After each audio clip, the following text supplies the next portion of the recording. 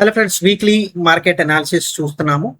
Nifty 50 Sensex close to 2% కన్నా ఎక్కువగా follow అవటం మనం చూస్తున్నాము.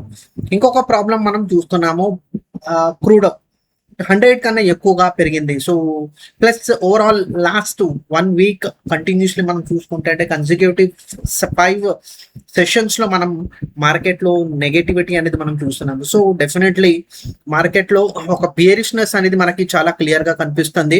సో మార్కెట్ బ్రాడర్ వ్యూ మనం చూసుకుంటే అంటే ఇక్కడ వీక్ కనిపిస్తుంది. సో ఓవరాల్ గా ఈ మార్కెట్ విషయం మీద మనం మాట్లాడుకుంటే మార్కెట్ లో మెజారిటీ ఆఫ్ సెక్టర్స్ అనేది ఏ విధంగా ఏ డైరెక్షన్ లో వెళ్తుంది అనేది మనకి క్లారిటీ రావాలి. సో ఆ క్లారిటీ మనకి ఈ డేటా చూపిస్తుంది. అవుట్ ఆఫ్ 13 సెక్టర్స్ అనేది ఓవరాల్ గా ఈ వీక్ లో డౌన్ సైడ్ క్లోజింగ్ అనేది మనం చూస్తున్నాము. మనకి ప్లస్ స్మాల్ క్యాప్స్ ఇంకా మిడ్ క్యాప్స్ లో కూడా మనం డౌన్ సైడ్ అనేది మనం చూస్తున్నాం. సో మార్కెట్ లో ఒక బియరిష్నెస్ అనేది చిన్నగా మళ్ళీ తిరిగి వచ్చింది. ఎందుకంటే గ్లోబల్ సినారియోస్ ఆ విధంగా మనం చూస్తున్నాము. సో దీని ప్రెషర్ మనం రూపీ మీద మనం చూస్తున్నాము. బాండ్ ఈల్డ్స్ చిన్నగా మనకి ఎక్కువగా పైకి వెళ్ళటం మనం చూస్తున్నాము. సో బాండ్ ఈల్డ్స్ ఎప్పుడైనా పైకి వెళ్తాంటే అది ఇన్ఫ్లేషన్ కన్సర్న్ అంటే ఓవరాల్ గా స్టాక్ మార్కెట్ కి నచ్చదు. సో ఇండైరెక్ట్లీ మనకి దాని అవుట్కమ్ అనేది మనకు కనిపిస్తుంది. సో మార్కెట్స్ వ్యూ మనం ఇక్కడ చూస్తుంటే చూడండి, Nifty 50 close to 2.33% fall. So ఇక్కడ ఓవరాల్ గా డే వైజ్ మనం చూసుకుంటే డే వైజ్ లో కూడా మనకి ఇక్కడ చాలా క్లియర్ గా కనిపిస్తుంది. సో డే వైజ్ మూమెంట్ మనం చూసుకుంటే private banks, HDFC bank and oil concerns మనం చూస్తున్నాం. Crude oil almost day by day closing అనేది హయ్యర్ సైడ్ లో మనం చూస్తున్నాం. అంటే ఇండైరెక్ట్లీ క్రూడ్ ఆయిల్ అనేది చిన్నగా ఆ ప్రాబ్లం అనేది మన ఎకానమీలో మనం ఫేస్ చేస్తున్నాం అనేది చాలా క్లియర్ గా మనకి మార్కెట్స్ కూడా అది గమనించి మార్కెట్ లో ఫాల్ మనం చూస్తున్నాము. సో బ్యాంకింగ్ సెక్టర్ వల్ల బేసిక్ అందరికి తెలిసిందే, బ్యాంకింగ్ ఇంకా ఫైనాన్షియల్ సెక్టర్ అనేది చాలా ఎక్కువ వెయిటేజ్ ఉంటది on Nifty and Sensex. So అలాంటిది ఈ మేజర్ గా మనం ఈ పర్టికులర్ సెగ్మెంట్ లో మనం చూసుకుంటే మేజర్ ఫాల్ మనం చూస్తున్నాము. రీజన్ ఏంటంటే నెట్ ఇంట్రెస్ట్ మార్జిన్ మనం చూసుకుంటే axis bank, Kotak Mahindra, HDFC అన్నిటికీ డౌన్ అనేది మనం చూస్తున్నాము. సో ఇండైరెక్ట్లీ ఒక ఇండికేషన్ పాయింట్ ఆఫ్ వ్యూలో మనం చూసుకుంటే బ్యాంక్ స్ట్రెస్ మీద ఉన్నాయి.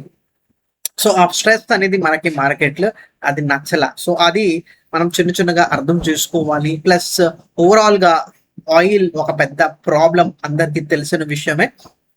సో ఆల్రెడీ మనకి ఆటోమొబైల్ సెక్టర్ విషయం మీద ప్లస్ క్రూడ్ ఆయిల్ విషయం మీద మనం చూసుకుంటే ఇలాంటి హైక్ అనేది మనకి మన ఎకానమీకి మంచిది కాదు.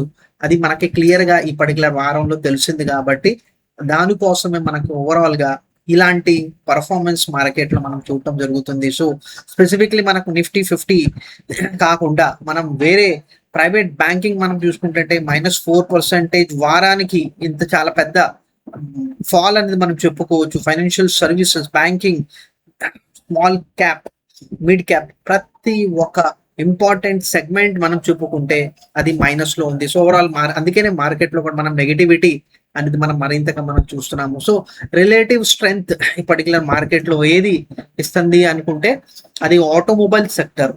సో అది మంచిది. ఎఫ్ఎంసిజి ఒక ఇంపార్టెంట్ ఎలిమెంట్ మనం చెప్పుకోవచ్చు కరెంట్ ఎకానమీలో. Plus up stream oil producers plus pharmaceutical, ఈ 4 సెగ్మెంట్స్ అనేది మార్కెట్ కి కొద్దిగా విత్ హోల్డ్ చేస్తుంది. మార్కెట్ లో కొద్దిగా పాజిటివిటీ అనేది మనకి తీసుకొస్తుంది.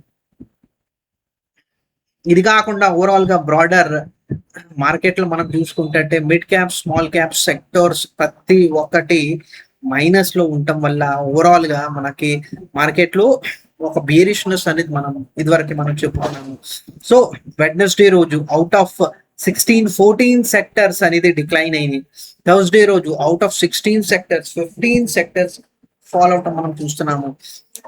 వీకెండ్ దాకా మనం చూసుకుంటే ఓవరాల్ గా 16లో 13 సెక్టర్స్ అనేది ఫాలో అవటం మనం చూస్తున్నాం. సో మెజారిటీ మార్కెట్లో ఇక్కడ నుంచి మార్కెట్లో హై సైడ్ మూమెంట్ మనకు కనిపించి మనకి సెక్టర్ మూమెంట్ అనేది మనకి లేదు అంటే అక్కడ ఆ ప్రైస్ మూమెంట్ స్ట్రెంగ్త్ అనేది తక్కువగా ఉంది అనేది మనం అర్థం చేసుకోవాలి. ఇక్కడి నుంచి ప్రతి ఒక్క కరెక్షన్ కి కొద్దిగా జాగ్రత్తగా మనం వెళ్ళాలి. బయింగ్ ఆపర్చునిటీ డెఫినెట్లీ ఉంది, బట్ ఒక లాంగ్ టర్మ్ విజన్ అనేది మనం పెట్టుకోవాలి. ఒక 3 ఇయర్స్ అనేది సరిపోదు, 5 ఇయర్స్ కనీసం మనం ఈ పర్టికులర్ మార్కెట్ లో హోల్డ్ చేయాలి అది మనం చెప్పుకోవాలి. ఇక్కడ చిన్న చిన్న విషయం మనం మాట్లాడుకుంటే stocks and earning development point of view మనం చూసుకుంటే ఇది మనకి ఓవరాల్ రిజల్ట్స్ మనం చూసాము. సో చాలా చాలా ఇంపార్టెంట్ నంబర్ మనం చెప్పుకోవాలి. సో పాజిటివిటీ అనేది మనకి ఓవరాల్ మార్కెట్ లో ఎక్కడ మనకు కనిపించలేదు.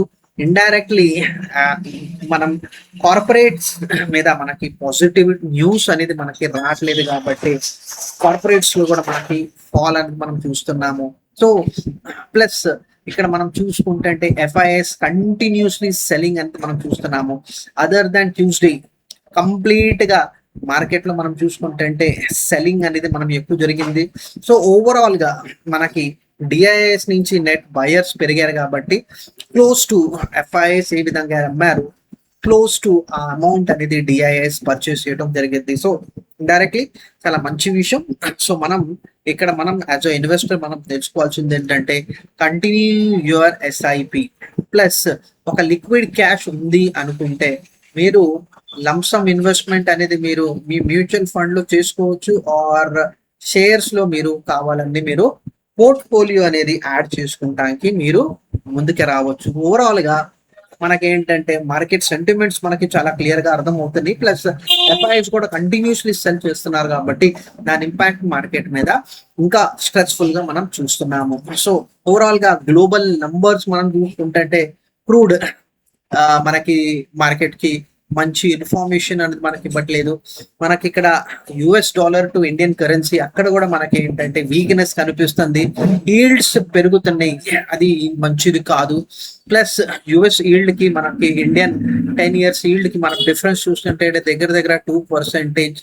సో ఇది బేసికలీ 3 దాకా మనం చూస్తాము ఆన్ యావరేజ్, అది 2% ఉంది. సో అక్కడ ఇన్ఫ్లేషన్ ఇంకా గ్లోబల్ సినారియోస్ అనేది మార్కెట్ లో క్లియర్ గా మనకి రిఫ్లెక్ట్ అవుతుంది. సో ఓవరాల్ గా మార్కెట్స్ అనేది గ్లోబల్ రిస్క్ పెరిగిద్ది అనే విషయం అనేది మనం చూస్తున్నాము. Main reason is oil shipping roots మీద థ్రెట్ అనేది మనం చూస్తున్నాము. కంటిన్యూస్లీ గల్ఫ్ సైడ్ లో వార్ జరుగుతుంది వల్ల దాని ఇంపాక్ట్ అనేది మనకి మార్కెట్ అనేది గ్రహించి ఈ వారంలో డిప్ అనేది మనం చూస్తున్నాము. సో ఓవరాల్ గా ఈ సిట్యువేషన్స్ మంచిది కాదు. సో మార్కెట్ పడటానికి మెయిన్ కారణం ఈ 4 మనం చెప్పుకోవచ్చు. మెయిన్ రీజన్ ఇది, దానికి ఆల్టర్నేటివ్ ఇది మనకి చూపిస్తుంది. ఇండైరెక్ట్లీ దాని రిజల్ట్ మనకి ఇది చూపిస్తుంది. అండ్ ప్రొజెక్షన్స్ ఏంటంటే ఈల్డ్స్ అండ్ ఈక్విటీస్ ప్రెషర్ లో ఉంటాయి అనేది మనకు ఒక ఓవరాల్ బ్రాడర్ పిక్చర్ మనకు కనిపిస్తుంది. సో టెక్నికల్ అనాలిసిస్ లో కూడా మనం చాలా ఇంపార్టెంట్ లెవెల్స్ మీద మనం టెస్ట్ చేసుకుంటా ఉండాలి, తెలుసుకోవాలి. సో ఆ లెవెల్స్ మనం ఈ అర్థం చేసుకుంటా మనం మార్కెట్స్ లో స్ట్రెంగ్త్ ఆర్ వీక్నెస్ మనకు కనిపిస్తుంది అనేది మనం ఇక్కడ అర్థం చేసుకుందాం. సో డెఫినెట్లీ కొన్ని సెగ్మెంట్స్ మనం అర్థం చేసుకుంటే బియరిష్నెస్ ఇందాక మనం షార్ట్ టర్మ్ ట్రెండ్ బియరిష్నెస్. సో ఇక్కడ ఎక్కడైనా మీకు పాజిటివ్నెస్ అనేది మార్కెట్ లో యాజ్ పర్ టెక్నికల్ చార్ట్స్ మనం చూసుకుంటే మనకి అది కనిపించట్లా. సో ఓవరాల్ గా సెంటిమెంట్స్ పాయింట్ ఆఫ్ వ్యూ చూస్తుంటే ఫర్ షార్ట్ టర్మ్ బేసిస్ అది నెగిటివ్ గా ఉంది అనేది చెప్పుకోవచ్చు మనం ఈజీగా. సో ఓవరాల్ గా as a long term investment ఇక్కడ మనకి బయింగ్ ఆపర్చునిటీ మనకు వస్తుంది. సో డెఫినెట్లీ మీరు మీ దగ్గర 100 రూపాయలు ఉంటే ప్రతి ఒక్క మార్కెట్ లో ఇలాంటి వేరియేషన్ వచ్చినప్పుడు మీరు 10% అనేది మీరు దాని మీద మీరు అమౌంట్ అనేది ఇన్వెస్ట్మెంట్ చేసుకోండి అనేది నేను చెప్తాను.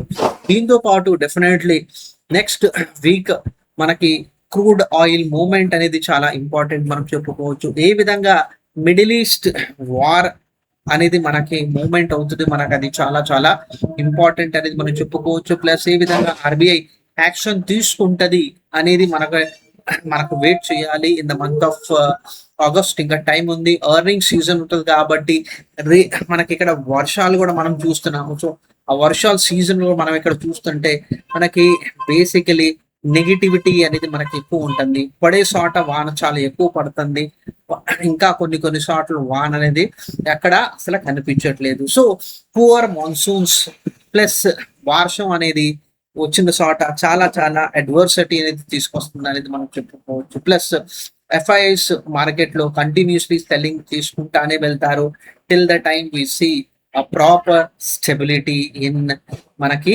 గల్ఫ్ లొకేషన్ లో. సో అది చాలా ఇంపార్టెంట్ మనకి.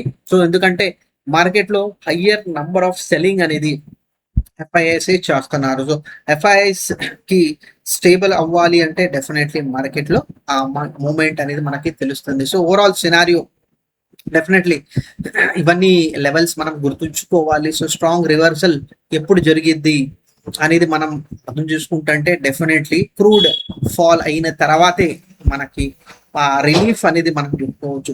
100 కన్నా తక్కువ ఉంటే అప్పుడే మనకి రిలీఫ్ వచ్చింది. ప్రాబ్లమ్స్ మనకి క్రూడ్ ఆయిల్ నుంచి వర్షనే మనం చూస్తున్నాము. సో ఓవరాల్ గా ఒక లాంగ్ టర్మ్ ఇన్వెస్టర్ చేయాల్సిన విషయం ఏంటంటే లాంగ్ టర్మ్ ప్లానింగ్ ప్రాపర్ గా మనం మన పోర్ట్ఫోలియోని ఎస్టాబ్లిష్ చేసుకోవాలి. మ్యూచువల్ ఫండ్ ఇన్వెస్టర్ ఉంటే డెఫినెట్లీ ఇక్కడ సూటబిలిటీ అనేది తీసుకోవాలి. అసెట్ అలోకేషన్ మీద ఖచ్చితంగా మనం ఫోకస్ చేసుకోవాలి. లాస్ట్ 1 ఇయర్ నుంచి మనకి మ్యూచువల్ ఫండ్స్ లో స్పెసిఫిక్లీ ప్యూర్ ఈక్విటీ ఫండ్స్ లో మనకి ఎటువంటి రిటర్న్స్ రాలేదు. బట్ ప్యారలీ మీరు ఒకవేళ ఈక్విటీ, డెట్ ఇంకా గోల్డ్ మిక్స్చర్ తోటి మీరు పోర్ట్ఫోలియోలో ఉండుంటే దగ్గర 8% దాకా మనకి యావరేజ్ రిటర్న్ మనం ఆ పోర్ట్ఫోలియోలో మనం చూసాము. సో డెఫినెట్లీ మనకి రిటర్న్స్ అనేది తో పాటు డౌన్ సైడ్ రిస్క్ అనేది కూడా ప్రొటెక్ట్ చేసింది ఏంటి asset allocation. So asset allocation అందుకోసమే హోల్డ్ చేయాలి. So retired investors definitely debt exposure ఎక్కువ తీసుకోండి, ప్లస్ ఈక్విటీ ఎక్స్పోజర్ తగ్గించుకోవడం ఇంపార్టెంట్. ఎందుకంటే వార్ లాంటి సిచ్యువేషన్, ఇలాంటి సిచ్యువేషన్ వెంటనే మనకి రిజల్ట్ వస్తాయి అనే ఆలోచనతో ఉంటారనుకోండి, అది చాలా చాలా wrong indication. Definitely debt plus various risk parameters to your personal life అనుకోవచ్చు, ప్లస్ ఇన్వెస్ట్మెంట్ సైడ్ లో అనుకోవచ్చు, చాలా చాలా క్లియర్ గా మీరు అర్థం చేసుకొని ఈ పర్టికులర్ విషయాన్ని మీరు ఇంప్లిమెంట్ చేయాలి అనేది మనం చెప్పుకోవాలి. ట్రేడర్స్ డెఫినెట్లీ మార్కెట్ లో ఎంత వాలటిలిటీ ఉంటది అంత ఇంపార్టెంట్ ఫేజ్ అనేది మనం చెప్పుకోవచ్చు for traders and basically business owners విషయం మనం మాట్లాడుకుంటే డెఫినెట్లీ గ్రోత్ లో మనకి చాలా చాలా ఇంపాక్ట్ మనం ఎక్స్పెక్ట్ చేసుకోవచ్చు. ప్లస్ మీరు ఒకవేళ ఇంపోర్టర్ ఉంటే ఇంపోర్టర్ మీద చాలా చాలా ప్రెషర్ అనేది మనం ఫ్యూచర్ లో మనం ఎక్స్పెక్ట్ చేసుకోవచ్చు. సో ఇవన్నీ విషయాలు as a investment, as a business person ప్రతి ఒక్క విషయం అనేది మనం క్లియర్ గా అర్థం చేసుకొని ప్రొసీడ్ అవ్వాలి. సో ఓవరాల్ మన ఇండియన్ మార్కెట్స్ కి 2-3 విషయాలు నెక్స్ట్ వీక్ క్రూషియల్ అనేది మనం చెప్పుకోవచ్చు. ఒకటి క్రూడ్ ఏ విధంగా మార్కెట్ లో మూవ్మెంట్ అనేది మనకు కనిపించింది. రెండోది ఎర్నింగ్స్, మనకి చిన్నగా కార్పొరేట్స్